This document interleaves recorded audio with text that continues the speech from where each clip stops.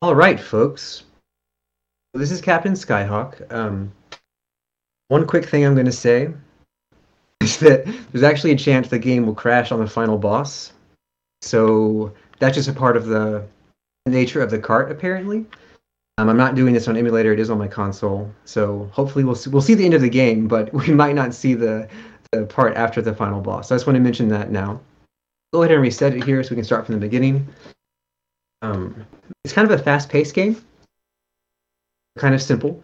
I'll explain as much as I can as I'm going here through the stages, and time will start in about 3, 2, 1, go. Alright, Captain Skyhawk. So, the game is split into 8 missions. Each mission starts with a stage that more or less looks like this one right here. Got this isometric kind of field here with a different color. This is green as the first level. The enemies here I don't have to kill, actually. It's not really a big deal. I do this for safety reasons. If you kill, I think it's 64 enemies in a given stage, you'll get an extra life. So, of course, the ideal run, you don't die, but this is a marathon, so being safe here and you get an extra life in the stage. And in addition, in a later stage called, it's just the purple stage, I call it purple. Most stages in this game are basically auto-scrollers, so if I wanted to, I could just dodge all these enemies and it would be very fine, and then I get to the boss and then beat the boss and that's it. So pretty simple stages. Because of that, however, because the stages themselves are essentially auto-scrollers here, that means that the time save comes into really good boss fights and to really fast other sections, which we'll get to in a moment, that happen after these main stages. So here we are at the first boss, aligning over here intentionally to defeat this orb first. There's a quick kill you can get on that first orb, and I got it, so that's good. Okay, get that one out of the way, and then I got the middle one after this, no problem. That's the first part of the first mission done. I got the extra life you can see there. You have to destroy 4 bases like that in the course of the run. After you go through a stage like that, you have this destroy enemy plane section. This destroy enemy plane section you'll get 7 or 8 times total in the game. I know where the planes are going to be because with each time it's actually the exact same pattern, but the only difference is that you start in a different place. So if you know what the pattern is, then you know where to put the plane, basically. So this is pretty much an easy part to know what to do, but you'll notice, you probably can hear me, that I'm mashing with my controller over here and missing planes as I'm doing so. I'm mashing because the cannon we have right now is actually pretty weak. It's not very powerful, it's pretty slow. I'm going to upgrade that cannon in a couple of levels, and I'll explain what I'm doing in a moment here. Docking with a satellite. I missed that. There's a fast way to do that, which I'll explain in a moment, but after you dock with the satellite, you go to this menu, and we're out of there. Normally you can use that menu to buy some things. Buy missiles, or different kinds of bombs and missiles that you start the game with. You can upgrade cannon. Right now we got kind of a pea shooter, so I'm just kind of shooting one bullet at a time against the mash. After we dock with the next satellite, I'll have enough credits to upgrade that pea shooter to a cannon, so I can then just hold A after that for the rest of the run and save my fingers and save some time doing so. I mentioned credits there. There's a number at the bottom of the screen. It says 36, if you can see that. That is the amount of credits that you have. You get credits by doing things in the game. It doesn't matter too much in the run, the credits there, because you're going to have enough to buy the upgraded cannon regardless after the next satellite dock. But don't keep track of the number at all, I don't need to. But if I wanted to, like if I were playing casually for instance, I could get more credits to buy like bombs and stuff. Because the cannon's so fast, it's your primary weapon in the run, and so getting enough credits to upgrade your shooter here to a faster cannon is pretty much all you need to do. That said, I do use some of the missiles I start with to make faster boss fights, and so you will see me doing that a few times throughout the run. This is the next destroy enemy plane section. As I said, it's the same pattern. It's kind of reskinned, you get a different color, which is pretty cool. Other than that, it's the same thing as the first one. I'm going to quickly kill these planes. You'll notice some of them are shooting missiles at me. At the moment, they're shooting missiles at me just from one direction, but after I rescue the scientists in a later stage, the planes will be able to shoot missiles at me from both directions and it'll become more of a threat. Concentrate here. That's good. I'll explain that, I promise. Cannon, upgrade. Oh, I missed one. Here we go. Okay. Now we have this fast cannon. We're actually on the first of the more difficult stages of the game. Pretty fast here, it's blue stage. These stages that are the main stages are more or less symmetrical. There's some areas up ahead where I'm going to take a certain path, but in reality I could take another path and be just as fine. This is just what I've had hard-coded into my memory after, playing the game for a long time. Little valley here, we gotta be careful. Yes, I want to explain that satellite thing that I'm doing. So, we're docking with that satellite, and the game intends for you to line up your plane with the central little slot there that you might have seen in the middle of the satellite. But if you do what I did, you might have noticed, I just kind of like launch myself into space and spin Skyhawk into the satellite. I actually discovered that by accident about 3 years ago when I started running the game. And for some reason, either the zone is already loaded where that middle area is, or something, so you're able to dock sooner than you should be able to do. Before I accidentally discovered that, there's actually another way to do it where you looks like you're going to crash into the satellite, but instead you just like spin and align yourself with the slot quicker. It's hard to explain, and I'm not going to showcase it because I'm going for the faster one, but that's what's going on there. You'll remember that I spoke earlier about most stages being auto-scrollers, so there are only certain moments where you can really save a bunch of time. Boss fights, doing these plane sections really optimally, and getting the fast satellite docks are all what you need to get a good time in this game. So I'll be focusing on my attention here. I have a visual marker that I use to try to get this. If I get it again. A little too low. It's a little too low on that one. But you can see that's what the game intends you to do. In the menu. Alright. Now we're on the first scientist stage. I tend to just chill on the right side of there are 2 scientist stages. I tend to just kind of float around here. You can, if you want, engage in the enemies, but it's not worth it. I mentioned before you can actually get a 1-up by destroying, I think, 64 enemies. And actually, you can get that amount of kills in this stage. But to do so, you have to take a different route than what I take, and it's not worth doing. So I don't do it. The second scientist stage is the longest stage in the game, and it's essentially the last full stage. So we'll get more quiet time when we're there. But for now, you can tell it's just very, very calm. Just riding on this right side to be safe. I think we're at the boss now. Perfect. This is a little creative boss, kind of a pyramid thing here. You saw that I launched a missile there. Those like 3 flames that came out of my plane. I'm using that to do more damage to make a quicker boss fight. I did that also, I think, on the blue boss. This first scientist we rescue from that like wrestling ring looking thing hops in our plane.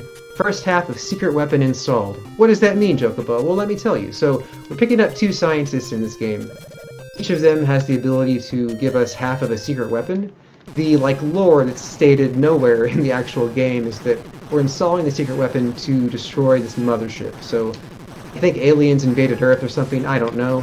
There's a mothership, which is the final boss of the game, and we allegedly need to rescue these scientists to create this weapon to defeat the mothership. Now, I wish that actually had a gameplay correspondent. I wish you could press the secret button or something to actually launch that missile, but we're not going to do that. We're going to be using a cannon because it's all we have at our disposal. I guess just in our heads we'll imagine we're using the secret weapon. On to the next satellite dock here.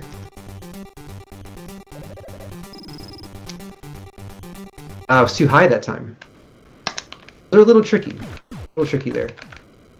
Okay, we're going to move to the menu here, not buy anything, and bam, we're on purple. Purple is where I'll get my next extra life. The game is pretty generous in terms of lives. You also have 2 continues. If the run goes well, I shouldn't use any continues, and if it goes badly, I'll use 1. I shouldn't have to use 2, but it's a good safety built in to have that as a backup. Purple is pretty much reskinned green stage. The enemies are changed, you might notice. Some of them are different. The stage speed is the same as green, so it's not as fast as blue was, for instance, and it's not as fast as red will be. We'll see red in a moment here. One thing that's different, though, is that the boss of the stage is actually, it shoots bullets faster, so Though the stage here seems just as cozy as the first one, the threat level is a little higher when it comes to the boss fight.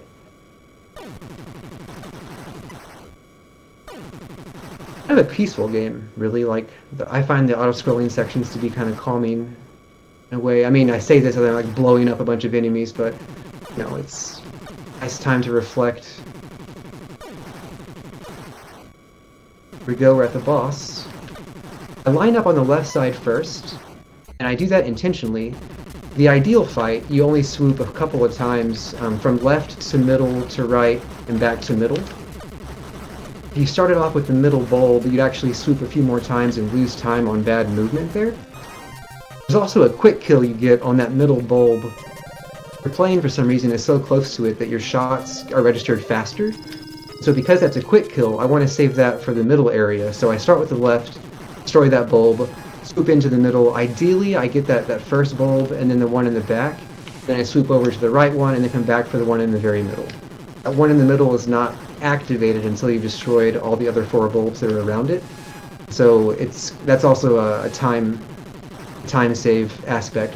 There's also RNG there because I don't know if you noticed, but I was being shot at by the enemy, but only from 2 bulbs, mostly, because the other ones I destroyed quickly. There's one in the back that could shoot you, or the one in the middle can shoot you at a certain time, and you want the one in the back to shoot you, so you have more time to get your shots off there. So I do have an intentional strategy there, try to get an optimal time save in those fights. I didn't talk about the first supply mission because I was explaining other things, but this is the second and last supply mission. We're dropping supplies off to these magical squares in the stage and avoiding getting shot down by pyramids. The second supply mission, which we're on now, is longer than the first one. The first one was actually pretty small, short. Sphinx is a visual cue. It means you know you got this drop coming up. Easy peasy. We got one more on the stage.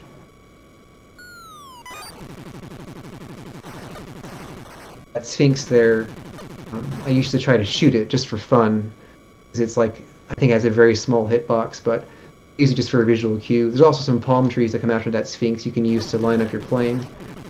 It is possible that I missed this drop, actually. You press B to just like drop a parachute of supplies down in that hole, and if you miss it, you have to go through the entire stage again, and that would be like a minute time loss, and it would not be a fun time. But don't worry, we're not going to miss it. Here we go. And myself up right there, and GG. That's the end of that stage. We're going to do another plane section here, and then do another dock. This one is a nice nighttime plane section. One of my favorites. The colors are really nice. I can't tell you how satisfying it feels to shoot these planes down with the fast cannon. Like, after having to waste time mashing on the first sections, it's just so smooth, it's like butter. But then the flip side is that it's so painful whenever you miss the planes. Like I said, I know where they're going to spawn, so I'm moving my plane pretty intentionally, but as you've seen already, I've missed several planes throughout the run. Not too many stages left after this. I got another dock here, so I'm going to just focus on my visual cue.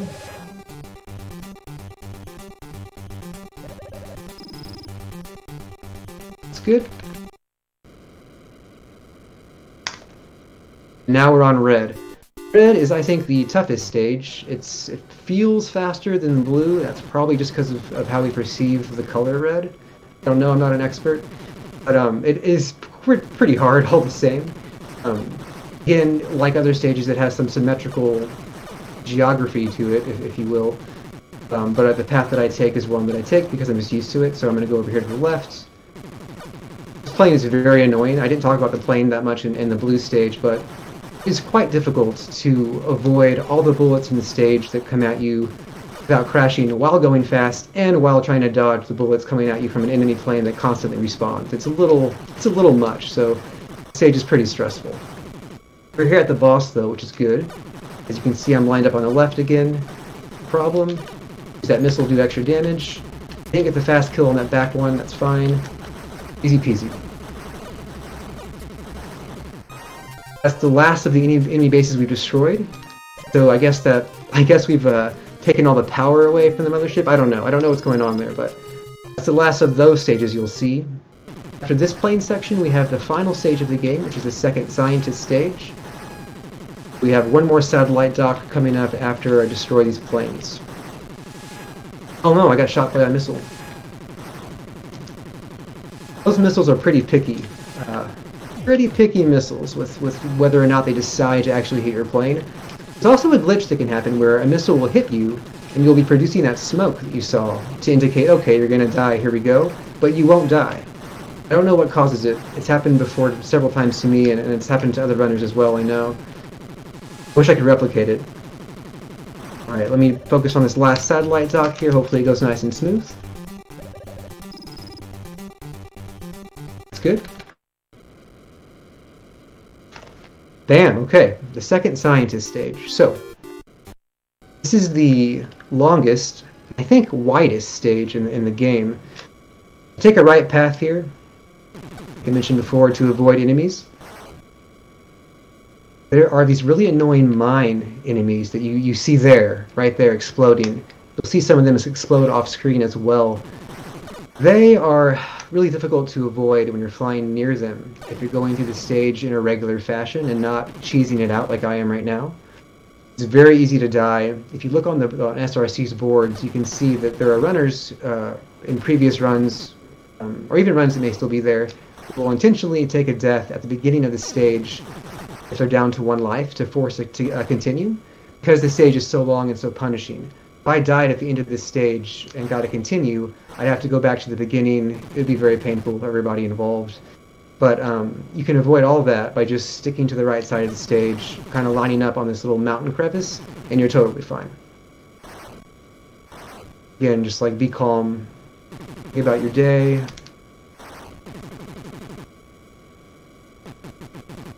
You could, of course, die if you go too far into the mountains here, so I try to be careful with my movement. Yeah, so this is where we pick up the last scientist. After this stage, we will have installed the secret weapon entirely. So then we have one more destroy enemy plane section, and then instead of having a satellite dock after that, actually we have the final fight. So on a similar screen, it'll look like a satellite dock screen, but it's actually just the alien mothership. And boss time.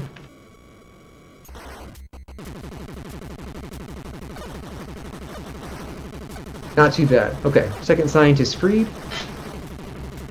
To roll into the last plane section. I didn't mention this yet, but David Wise is the composer for the music in this game. So, fans of Donkey Kong score might recognize some of like Wise's signature kind of riffs, or if you want to call them, in the score here. It's unfortunate though because it's so sparse. Even though the music is here and it's very good, I think. There are so many parts of the game where it's just largely silent, or just you know, the sound of your plane and whatnot. I think it's kind of bad. I wish there had been more music. I mean, I enjoy the tension here, but you know, it'd be nice to have some David Wise jams to go along with my plane fighting.